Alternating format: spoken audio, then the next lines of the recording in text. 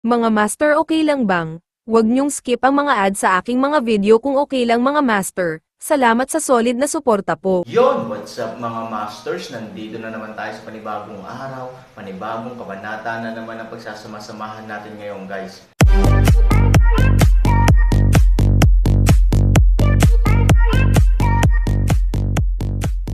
Bali mga masters, kung bago ka pa lang po sa aking YouTube channel, please click the subscribe button, lalong-lalo na po yung notification bell guys, para maging connected pa rin tayo sa isa't isa at maging updated kayo sa mga susunod ko pang video. Bali mga masters, bago natin umpisahan ng kwento ay mag-shoutout po muna tayo para sa mga solid nating tagapakinig. Yun na nga mga masters, no? Bali hindi na ito patagalin. In 3, 2, 1, let's go! Tama na. Ilang sandali matapos umalis si Han Sanchen sa silid at naglakad sa koridor, isang figure ang biglang lumitaw mula sa kadiliman. Mr. Su, napakagalang ng lalaki at napayuko ng malalim nang tumingin kay Han Sanchen. Si Han Sanchen ay nagkunwaring bahagyang nabigla at nagsabi, "Ikaw ay..." Hindi mo alam Xiao Xiao, si Xiao Xiao ay isang tagasunod ng pamilya Zhou. Oh, may problema ba? Wala lang, gusto lang naman ng asawa ko na makainom ng konti si Mr. Su. I wonder if Mr. Su can give me a favor. Although hindi ko kilala ang master mo, since sobrang bait sa'yo ng master mo, hindi ko kayang tanggihan ang invitation, it's just. Master Su, ano yon? Ngumiti si Han Sanchen, yun nga lang, sa totoo lang, dapat alam mo rin na ang nagyaya sa akin na uminom ay siguradong hindi mo pamilya. It doesn't make sense na pumunta ako sa bahay mo at hindi sa ibang bahay, so, I'm afraid I have to give some face, but the problem that's why Su is just one person and has no skills at all times, so. There was some disappointment, what do?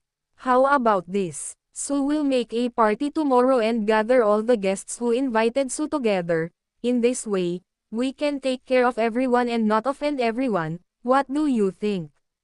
Pagkatapos marinig ang mga salita, ang tagasunod ay nag-isip tungkol dito, at tila ito talaga ang pinakamahusay na paraan. At anuman ang mangyari, isang bagay ang tiyak, ang mga ito ay higit na mas mabuti kaysa sa hindi pag-imbite sa Han Sanchen. Oo, babalik ako at sasabihin ko sa master ngayon. Sandali, ngumiti si Han Sanchen. Tumalikod yung lalaki at sinabing, Master Su, ano pong order nyo? Hindi mo man lang ako tinatanong kung saan kita ililibang bukas, at gusto mong bumalik. Nakangiting sabi ni Han Sanchen. Biglang naalala ng attendant na nakalimutan nga niyang itanong, ito ay isang maliit na oversight, mangyaring patawarin mo ako, Ginoo. Let's stay here tomorrow. I will book a private room with the shopkeeper in advance. Oo, yumuko ulit ang lalaki at umalis. Habang pinapanood ang lalaki na umalis, nagbigay si Han Sanchen ng isang mapait na ngiti, pagkatapos ay lumakad ng ilang hakbang pasulong at huminto. Ano, gusto mo bang isa-isa kong sabihin sa inyo? Nang matapos magsalita si Han Sanchen, ilang followers ang lumabas mula sa sulok. Sa antas ng cultivation ni Han Sanchen, syempre naramdaman na niya ang presensya ng ilang tao sa paligid niya. Bumalik ka at ipaalam mo sa mga amo mo, gaya ng sinabi ko sa lalaki kanina, magbubukas ako ng private room dito bukas ng umaga, kung interesado ang mga amo mo, please come together. Pagkatapos magsalita ni Han Sanchen, nakangiti siyang naglakad sa gitna ng mga tao at pumunta sa banyo. Nang muli siyang umalis pagkatapos niyang kumain, walang tao sa paligid. Ngumiti ng mahina si Han Sanchen at tumalikod para pumasok sa private room, biglang may lumabas na figure.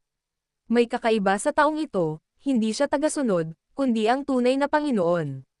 Mr. Wang Lu, ngumiti ng mahina si Han Sanchen. Tama, ang dumating ay walang iba kundi si Wang Lu.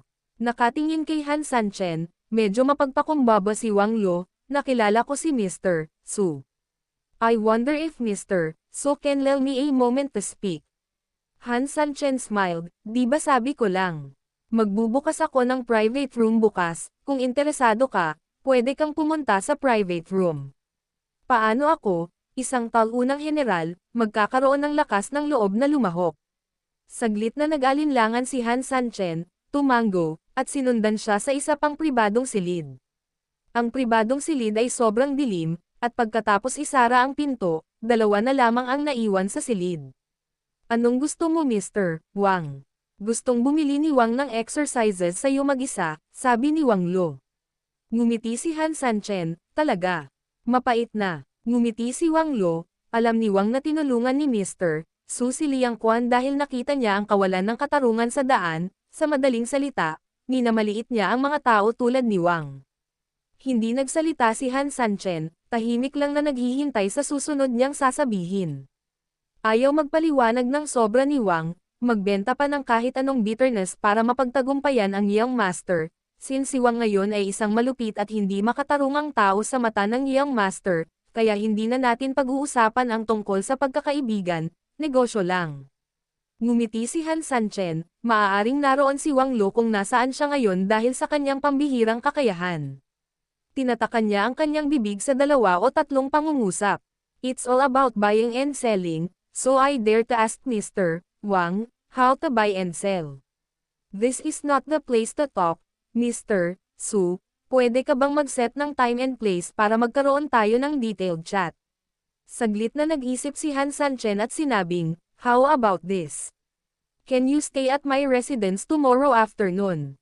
Tanghali. Anong problema? Pagkakita kay Wang Lo na nakasimangot, sadyang nagkunwaring hindi naiintindihan ni Han Sanchen. Kung tama ang impormasyon ni Wang, ililibang ni Mr. So ang lahat sa umaga. Oo, tapos mamayang hapon ka pa ba makakapag-exercise? Sumili ang panunuya sa gilid ng bibig ni Han Sanchen, na kung ano mismo ang nahulaan ni Han Sanchen. Don't worry about this, siguradong mag-iiwan si Su ng set of exercises kay Mr. Wang. Mr. Su, please remember the exercises once Wang, hindi isyo ang pera. Nakikita ko. Then si Wang will take his leave muna. Sa hapon, siguradong darating si Wang. Also, sasabihin ulit ni Wang, money is really not an issue. Pagkasabi nito ay diretsong yumoko si Wang Lo at tumalikod na para umalis. Nakatingin sa kanyang papaalis na figure, ngumiti ng mahina si Han Sanchen. Malinaw naman, maaaring si Wang Lo ang pinakamalaking taga-suporta ng pananalapi ni Han Sanchen sa magic business. Ang taong ito ay walang gaanong pagkakaibigan na mapag-uusapan, ngunit ang kanyang isip at pag-iisip ay napakalinaw. Natatakot siya na ayaw niyang kausapin si Liang Quan dahil sa kanya, o sadyang pinipigilan niya ito, kaya sinabihan niya ito ng diretso to the point na buy and selling lang ang pinag-uusapan, sabay pahiwatig din niya sa sarili na mas mataas ang presyo niya kaysa sa iba. Ito ang pipilitin mong bigyan siya ng pagkakataon. Sa paghusga mula sa kanyang estilo ng paggawa ng mga bagay, tiyak na bibilhin niya ang mga pagsasanay mula sa Han Sanchen sa lahat ng gastos bukas, at talagang gusto niya ang pinakamahusay na mga ehersisyo. Kahit nasa God level na silang dalawa, ang gusto niya dapat ang pinakamaganda.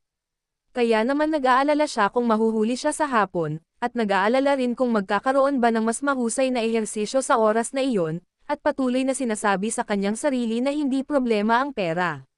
May sarili siyang plano, at may diskarte din si Han Sanchen. Ang dahilan kung bakit sinadyang itakda ni Han Sanchen ang oras sa hapon ay talagang nagbibigay kay Wang Lo ng matinding krisis.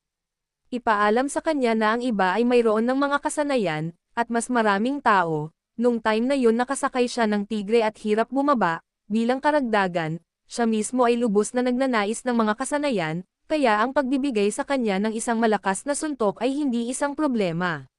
Sa pag-iisip nito, mahinang ngumiti si Han Sanchen, tumalikod at umalis sa pribadong silid, at bumalik sa pribadong silid kasama si Liang Quan. Saglit na nagkwentuhan silang tatlo, at pagkatapos ay nagpaalam sa isa't isa sa gabi. Pagkabalik, hindi nagpapahinga si Han Sanchen, bagkus ay nagsimulang maghanda para bukas. Pumili si Han Sanchen ng ilang lihim na aklat at kinopya ang mga ito sa isang volume. Ayon sa tansya ni Han Sanchen, ang bilang ng mga tao bukas ay hindi bababa sa 5, o higit pa. Ang dapat gawin ng Han Sanchen ay talagang napakasimple, ibig sabihin, upang mangolekta ng hindi bababa sa 4 na lihim na libro. Upang maging tumpak, dapat mayroong 5 sikretong aklat. Para kay Han Sanchen, halos 4 na libro ang dapat ihanda sa private room bukas, hindi masyadong marami, hindi masyadong kakaunti. Kung napakarami, mawawala ang kahulugan ng kompetisyon, hindi makukumpleto ang gutom na marketing, at natural na hindi tataas ang presyo. Masyadong maliit, at ang presyo ay maaaring mataas, ngunit hindi ito nakakatugon sa pilak na demand ng Han Sanchen. Ang pagtatayo ng Yetian City ay nangangailangan ng maraming pera, at ang layunin ng pagpunta dito ay upang kumita ng maraming pera. Sa makatuwid, ang bilang ng 4 na aklat ang pinakaangkop na bilang na maingat na isinasaalang-alang ng Han Sanchen. Kung magiging maayos ang lahat, ang 4 na librong ito ay sapat na para makabili tayo ng hindi bababa sa 10 bilyon, o kahit 20 bilyong amethyst. Ito ay gagamitin upang suportahan ang pagtatayo ng Yetian City, hindi ito dapat maging malaking problema. Su Yingxia gave Han Sanchen rubbed his shoulders and said softly. Tumango si Han Sanchen, oo, at least nakamit ang layunin natin sa pagpunta dito. Nga pala, sabi mo nakipag-appointment si Wang Lu sa iyo bukas ng hapon, at naghanda ka ng libro para sa kanya, magkano sa tansya mo ang maibebenta nito? Ngumiti si Han Sanchen, ito ay isang magandang tanong, si Wang Lu, na may kasalukuyang mga interes, ay napakakalma at malinaw ang pag-iisip. Alam niya na pagkatapos kunin ni Liang Quan ang mga kasanayan sa antas ng Diyos, ang kanyang wakas ay magiging kahabag-habag, kaya dapat na siya ay tumaya dito. Sa tansya ko ay ihahanda niya man lang ang numerong ito bukas. Direktang iniunat ni Han Sanchen ang isang daliri. 10 bilyon. Tumango si Han Sanchen, nagulat ka ba? Bagaman ang lahat ng tao dito ay isang ganap na mayamang may-ari, ang bilang ng 10 bilyon ay medyo sobra. May mga taong walang pakialam kung magkano ang ginagastos nila, kinabukasan lang nila, kung may future, nasa kanila ang lahat. On the contrary, if there is no future, there is nothing, therefore, this amount is completely acceptable to Wang Lu. It would be great if Wang Lu could really contribute so much money, at least, mas yumaman tayo. Hintayin natin bukas. Nang makita ang tiwala at mahiwagang hitsura ni Han Sanchen, gusto ni Ivory na pabulaanan, ngunit sa ilang kadahilanan ay bigla niyang naramdaman na tila totoo ang lahat ng sinabi ni Han Sanchen. Walang masyadong sinabi si Ivory, matapos iligpit ang 5 sikretong aklat para kay Han Sanchen, sinamahan niya si Han Sanchen pabalik sa kama upang magpahinga. Kinaumagahan, bumangon sina Han Sanchen at Ivory, pagkatapos ng maikling paglilinis, pumunta sila sa restaurant dala ang sekretong libro. Matapos humingi ng private room sa amo, naghintay ang mag-asawa sa private room. Hindi nagtagal, naunang pumasok ang isang medyo may edad na lalaki. Hello, Mr. Su, punta ako dyan next week. Tumayo si Han Sanchen at yumuko, at bago pa siya makapagsalita matapos siyang yayain na maupo, dumating muli ang pangalawang tao. Pagkatapos ay dumating ang pangatlo, pang-apat. Hanggang sa makalipas ang kalahating oras, 8 tao, maliban kay Han Sanqianliang at kanyang asawa, ay nag-impake na sa pribadong silid. Huwag maliitin ang 8 taong ito, sa likod ng 8 taong ito ay maaaring kumatawan sa sarili nilang maliliit na bilog, sa paghusga mula sa katotohanan na sila ay bumubuo ng mga koponan sa 2, 2, at 3, ito ay tinatayang konserbatibo. Na mayroong hindi bababa sa 30 mga boss sa likod nila. Ito ay nagpapakita na ang plano ni Han Sanchen ay nagkaroon ng publicity effect na gusto niya. Mr. Su, wag na tayong mag-usap masyado, let's get straight to the point. I want to know how many secret books you have prepared this time, or how many secret books you have to sell. Mahinang ngumiti si Han Sanchen, to be honest, bihira lang ang mga bagay tulad ng God-level exercises pero mahirap makuha. Although maswerte talaga si Mr. Su, 4 na kopya lang ang inilabas niya. Alam ko na sa 8 tao na naruroon, 4 na libro ang medyo maliit, pero hindi sa gusto ni Su na mahuli ang gana ng lahat, pero ang bagay na ito, bihira talaga. Talagang bihira ang mga kasanayan sa antas ng Diyos, kaya halos perpekto ang palusot ni Han Sanchen. Bukod pa rito, nakagawa si Han Sanchen ng 4 na libro sa pagkakataong ito, na talagang lumampas sa kanilang inaasahan para sa maraming taong naruroon. Total hindi naman bulok na repolyo ang bagay na ito, paanong marami nito? Master Su, paano mo ibebenta? May nagtanong. Ngumiti si Han Sanchen, kayong lahat ay mga boss, at hindi kayang saktan ni Mr. Su ang sinuman, sa makatuwid, para sa kapakanan ng pagiging patas, naniniwala si Mr. Su na ang pinakamahusay na paraan ay ang auction, at ang pinakamataas na bidder ang mananalo. Ano sa palagay mo? Karaniwang maaaring asahan ng lahat na ito ang mangyayari. Okay lang kami. Wala din tayong problema. Tumanggo ang bawat isa sa 8 tao bilang pagsang-ayon na gamitin ang pamamaraang ito. Okay lang yan. This time magkaiba yung attributes yung 4 na libro pero magkaparehas yung effect. For the sake of efficiency sabay ilalabas ko yung 4 na cheat book, at lahat ay magbibid ng sabay-sabay. Hindi pinili ni Han Sanchen na isa-isahin ang mga ito, hindi lang dahil gusto niyang makatipid ng gulo, ngunit higit sa lahat, gusto niyang kumita ng mas maraming pera. 4 na libro ang sabay na isino-auction, ibig sabihin, magiging ganap na kaguluhan ito. Ang lahat ay magpapatuloy sa pagbid, at ang lahat ay patuloy na tataas ang kanilang mga taya sa bawat libro dahil sa sitwasyon. Sa makatuwid, ang laban ay nakatakdang maging napakadugo. Siyempre may pagbabago din sa mentality. 4 na libro ay tila higit sa isa, kaya ang pagbid ay maaaring hindi kasing bangis ng isang libro, ngunit dahil sa ganitong kaisipan, kung lahat ng 8 tao ay mag-iisip ng ganito, sila ay talagang magiging lubhang mabisyo. Na nakikita ang 8 tao na patuloy na nagdaragdag ng mas maraming pera sa 4 na cheat book, at ginagawang lumampas sa 4 na bilyon ang solong presyo ng 4 na cheat book, hindi napigilan ni Ivory na maging excited.